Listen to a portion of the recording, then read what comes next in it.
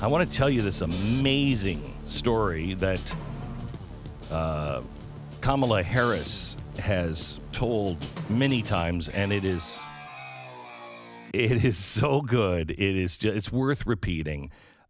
She was doing an interview with Elle magazine, and she said she was in Oakland, California, and she was very, very small, and she was attending a civil rights march, and she was sitting in her stroller, and she remembers it, and at one point, her parents were all caught up in the protest, and she fell out of the stroller, and then all of the parents and nobody even noticed that she was gone, and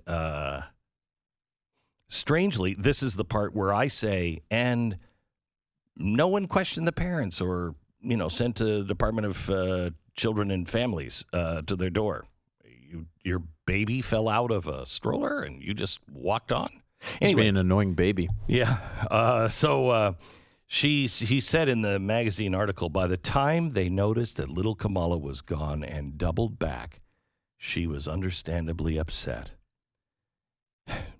Kamala says, my mother tells a story about how I was fussing, and she's like, baby, what do you want? What do you need? Which is exactly what a parent would say to a baby that was all upset. It wouldn't be like, hey, I'm here. I'm sorry we got you. You're safe. No. It's like, what do you need? What do you want? And little Kamala looked at her and said, fweedom. And it is so sweet. It's just wonderful. And it just rings true, doesn't it? Oh, I mean, you don't have to convince me this story is true. I believe it immediately. It just sounds so true. Now, there is another story like this that has been found. Mm-hmm. Martin Luther King told this story about how during a protest, a young black girl was accosted by a white policeman. And Martin Luther King said the girl looked at the policeman in the eye and told him she wanted fweedom.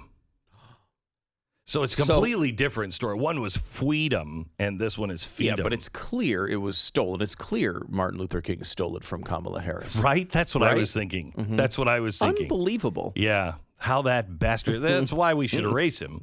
How that bastard would steal from Kamala, which was such a sweet story. And it happens a lot of times. It happens. I remember I was very, very small. And I was up on the grassy knoll. I was in a stroller. Mm-hmm. And my parents were so excited to see Jack Kennedy and his lovely wife that they didn't even notice that the stroller had rolled down the grassy knoll. Oh, my gosh. And hit the back of this big black convertible.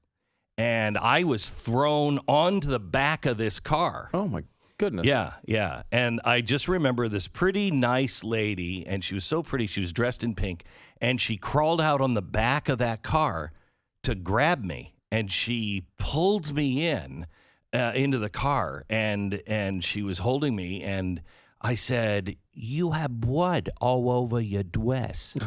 And she said, Dad, it's not blood, it's blood. Aww. And it was such a cute thing. And she said, what do you want? What do you need? And I said, fweedom. Oh, that's so sweet. Yeah. What a sweet story. Yeah. That's interesting because Kamala had that story about fweedom. And it was very powerful. Yeah, very. And she often tells powerful stories about her childhood, like when she said that Joe Biden was a racist in the debate. That was also another heartwarming She was story. Like, you're racist.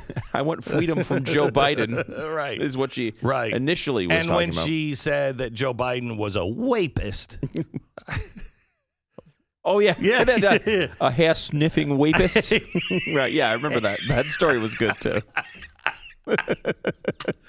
Oh, it was so cute. Oh, how does this happen? I mean, this is just so pathetic. We have to have these, weird... I mean, it does... all appearances are, at least, that she's basically lifted the story from Martin Luther King, or at least part of it.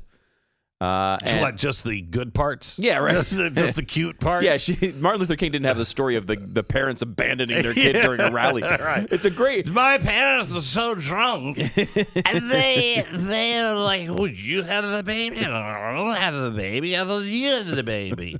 And so they were like, "Baby," because they couldn't remember my name. And then I was crying, and my parents went, "What do you want, kid? What do you want?" And I said, "Fweedom." This is going to turn out being like a St. Patrick's Day parade. Is there going to be It's not a rally No, for some it's heartwarming cause. Parents are hammered. Yeah, I mean, what?